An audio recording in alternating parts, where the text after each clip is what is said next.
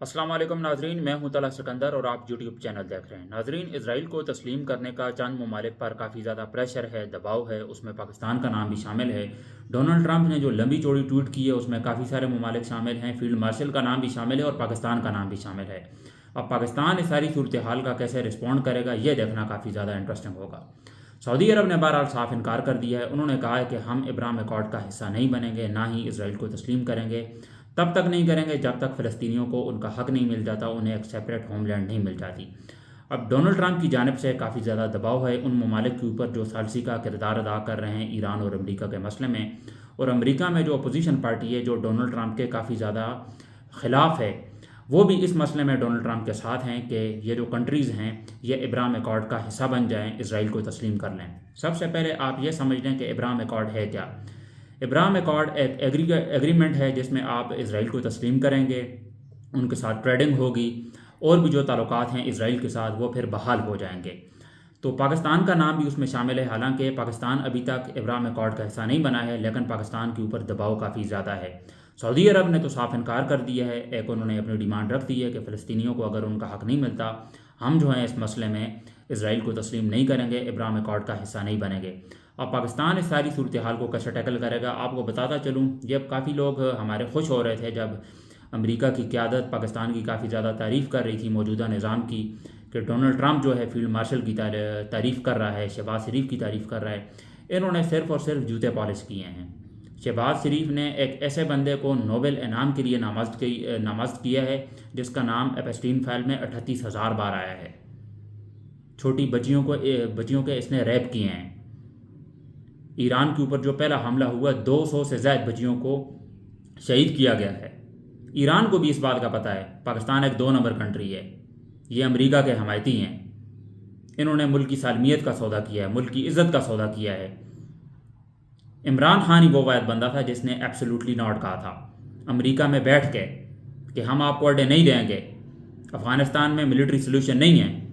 ایران کے ساتھ بھی اگر جنگ ہوتی عمران خان ایک اہم کردار ادا کرتا، ہو سکتا کہ پاکستان جو ہے اس میں کوئی حصہ ہی نہ لیتا اور نیوٹرل نہ ہوتا، پاکستان ایران کے ساتھ کھڑا ہوتا۔ وہ صرف ایک ہی مجاہد ہے، وہ پچھلے 4 سال سے جیل میں ہے، قید تنہائی کاٹ رہا ہے۔ پاکستان اب اس ساری صورتحال کا کیسے رسپونڈ کرے گا؟ پاکستان نے جی حضوری کرنی ہے، پاکستان ہو سکتا ہے ابراہیم ایکارڈ کا حصہ بن جائے۔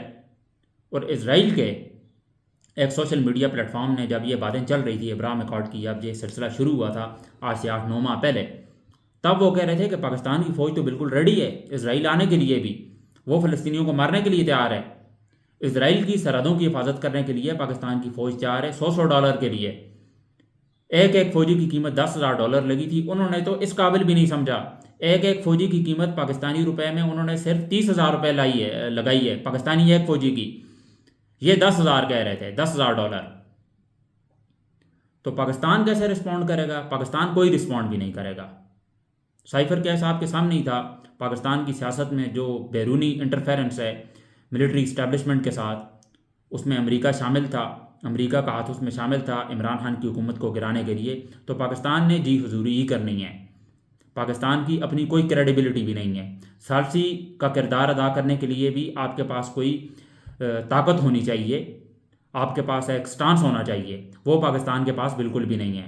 پاکستان کی اتنی اوقات ہی نہیں ہے، معیشت ہماری تباہ ہے، مہنگائی آپ کے سامنے ہے، دہشت گردی کے واقعات آپ کے سامنے ہو رہے ہیں۔ اور میں نے پچھلے ولاگ میں بھی آپ سے کہا تھا بلوچستان میں جو واقعہ پیش آیا ہے اس حوالے سے مین سٹریم میڈیا پر کوئی بات نہیں ہو رہی ہے، سارے شہباز شریف کو کور کر رہے ہیں جتنے بھی مین سٹریم میڈیا والے ہیں کہ یہ ایک تاریخ ساز دورہ کرنے گئے ہوئے ہیں چائنا، فیلڈ مارشل بھی ان کے ساتھ شامل ہیں، اور یہ کہتے ہیں کہ ہمارا سیاست سے کوئی لینا دینا نہیں ہے۔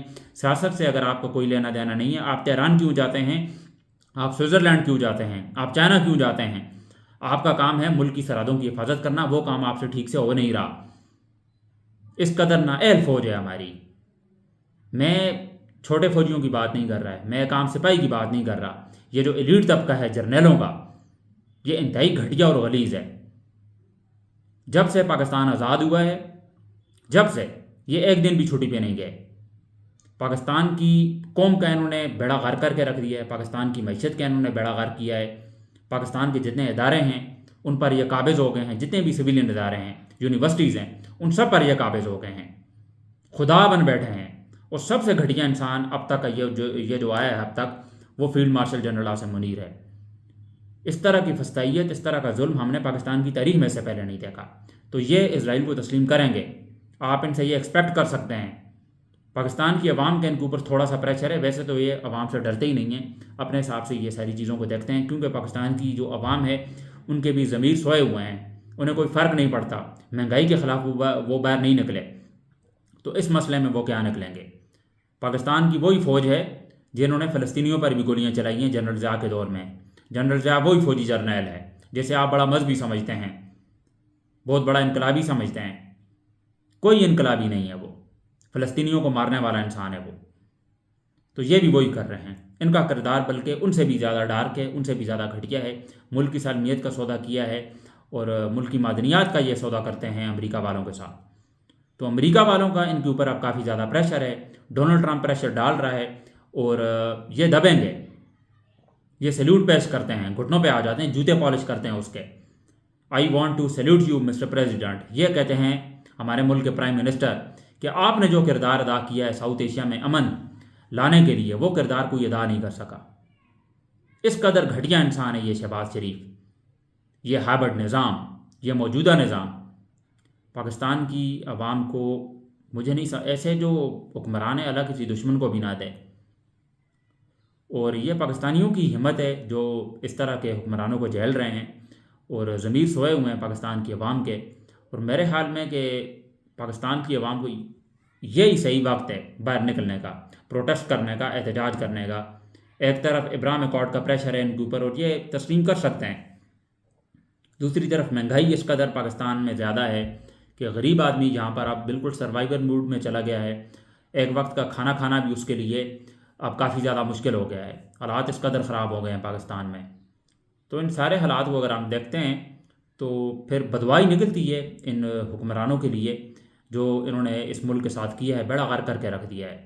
تو پاکستان کا اس حوالے سے کیا کردار ہے؟ پاکستان کا یہ کردار ہے کہ پاکستان ثالثی کا کردار ادا کر رہا ہے، لیکن اس کو کوئی فائدہ نہیں ہے۔ اب امریکہ کی جانب سے کافی زیادہ پریشر ہے، اور امریکہ جو ہے وہ اب ایران کے ساتھ ڈیل پھر طے نہیں کرے گا، اور یہ جو جنگ ہے وہ دوبارہ آگے چلتی رہے گی، اور اسرائیل جو ہے وہ لگاتار سیز فائر کی خلاف ورزی کرتا رہے گا، وہاں لبنان کے اوپر حملہ کرتا رہے گا۔ تو یہ ساری صورتحال اسی طرح چلتی رہے گی، اور یہ جتنے بھی عرب کنٹریز ہیں، سعودی عرب نے بہرحال یہ کام بہتری کر دیا ہے، شکر ہے، انہوں نے انکار کر دیا ہے۔ پاکستان نے ابھی تک اس حوالے سے کوئی بھی اپنا موقف سامنے نہیں رکھا، جیسے ہی اس حوالے سے کوئی اپڈیٹ آتی ہے میں آپ کو اس حوالے سے بھی آگاہ کر دوں گا۔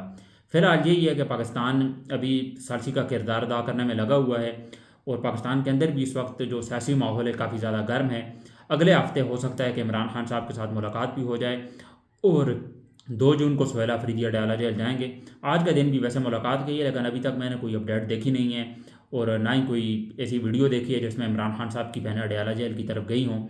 تو ابھی تک اس حوالے سے کوئی بھی خبر نہیں آئی ہے کہ عمران خان کی بہنیں وہاں گئی ہو، اور آج کچھ لوگ بھی، مجھے نہیں لگتا کہ وہاں کچھ لوگ آئے ہوں گے، کیونکہ نہ کوئی پارلیمنٹیرینز ہے، نہ MNAs ہے، نہ MPs ہے، کوئی بھی وہاں پر نہیں ہے۔ تو اس حوالے سے عید کے بعد جو ہے یہ ساری چیزیں ہائی لائٹس میں آئیں گی، لائم لائٹ میں آئیں گی، اور پتہ چلے گا کہ کس طرح کی جو ہے ڈیولپمنٹس ہیں وہ ہوں گی۔ تو اب تک کے لیے اتنا ہی، یہ کچھ ڈیولپمنٹس تھی میں نے کہا آپ کے سامنے رکھ دوں۔ میرے کافی سارے ویورز ہیں وہ ویڈیو دیکھتے ہیں، سبسکرائب نہیں کرتے، نہ لائک کرتے ہیں۔ آخر میں میری ریکویسٹ ہے آپ سے کہ آپ نے ابھی تک چینل کو سبسکرائب نہیں کیا ہے تو سبسکرائب ضرور کر لیں، اور ویڈیو کو لائک کرنا نہ بھولیے گا۔ تو ملتے ہیں آپ سے انشاءاللہ اگلے ولاگ میں، مجھے دیجیے اجازت، اللہ حافظ۔